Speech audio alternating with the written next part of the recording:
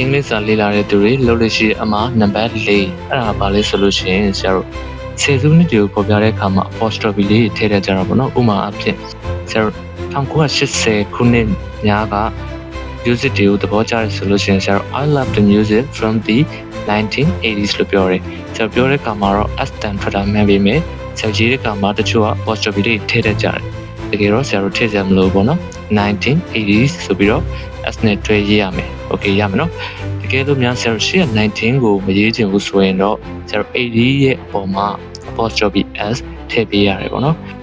ဆရာတို့တချို့တွေကြတော့ရှေ့က19ပါပဲနဲ့ဆရာတို့ 80s လို့ 90s လို့လည်းဆရာတို့ပြောတတ်ကြတယ်အဲ့လိုမျိုးပြောမယ်ဆိုရင်တော့ဆရာတို့အဲ့ဒီနှလုံးထဲရှိတဲ့ 80s လို့ 90s လို့ 70s လို့ရဲ့